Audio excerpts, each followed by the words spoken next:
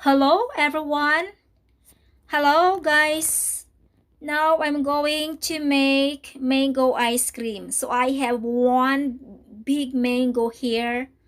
So I think this mango is from China. I'm not sure. Yeah. So susubukan ko guys. Actually nakagawa na ako ng ice cream nung isang araw. I think Monday. That was my holiday. So this one is the second time I will try. Kasi yung ginawa ko dati, anong isang nung Monday guys, masarap siya. Pero, I tried the other way. Yung una kong ginawa guys, kasi yung mango, hiniwa ko na siya, nang siyang, after ko hiniwa, nilagay ko siya sa fridge muna ng 2 hours, bago ko siya blend. So, dahil guys, wala naman kaming gamit paggawa ng ice cream, we don't have ice cream maker, so what I am going to do is just to blend all the ingredients. So, here is the ice cream guys. I'm kinakat ko na siya ng cubes. Ayan. So, I don't know if matamis itong mango na to. Yung last time na ginawa ko, is Philippine mango naman yun. Medyo hindi maganda yung nabili ko. Medyo maasim. Pero masarap pa rin yung ice cream. So, tikman ko. Yung talagang galing sa kinain eh. So, yun, matamis ang manga guys. So, ito, susubukan kong gagawin. Hiniwa.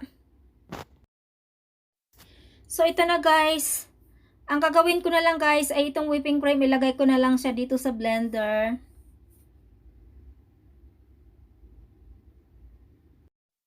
Tapos ito, isunod ko na rin yung mango guys. Ayan. So, yan.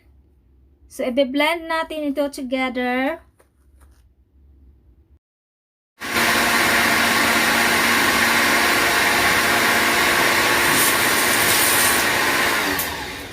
Check natin.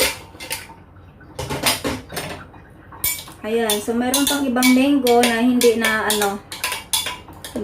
hindi nadurog.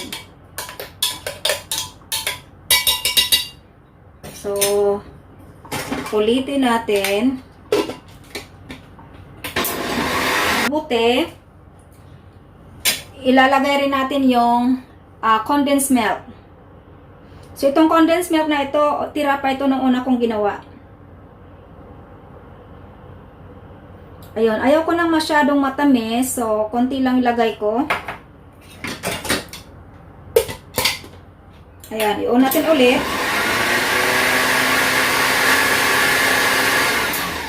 So, check natin ulit kung okay na siya.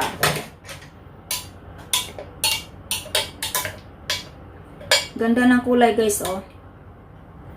Titikman ko guys kung hindi ba siya maasim o matamis. So,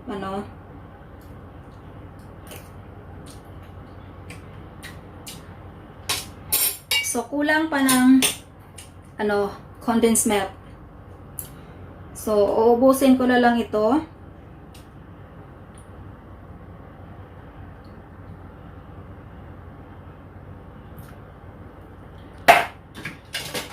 Ayan. So, on ko ulit.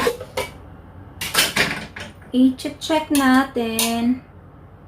Titikman ko siya. Wow! Perfect!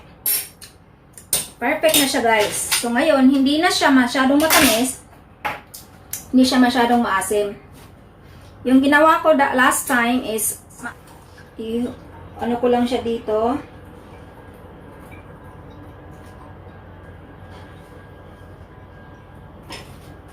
So, o kaya natin ulit.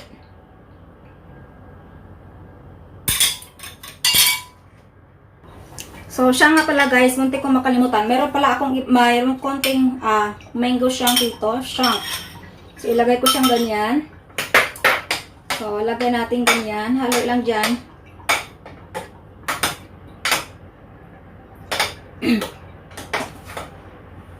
Ayan. So, ilagay ko ito sa fridge guys. After 1 hour, check ko ulit. Look at that. So, oh my God, matigas siya. Hindi ko pa masyadong na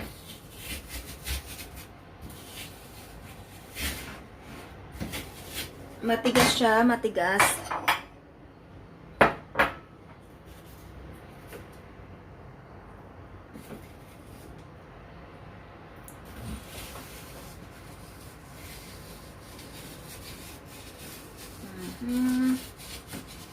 Ang aking ice cream.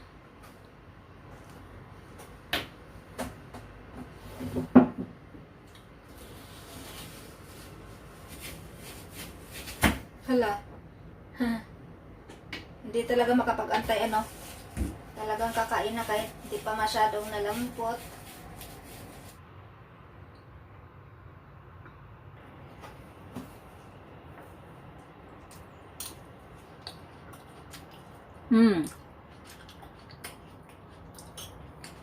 Sarap.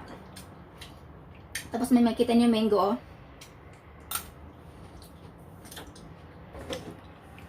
Bread. Magpapalaman ng ice cream sa bread. Sa sliced bread.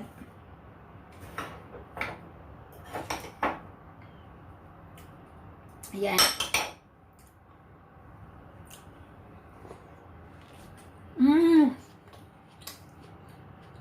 Ang sarap.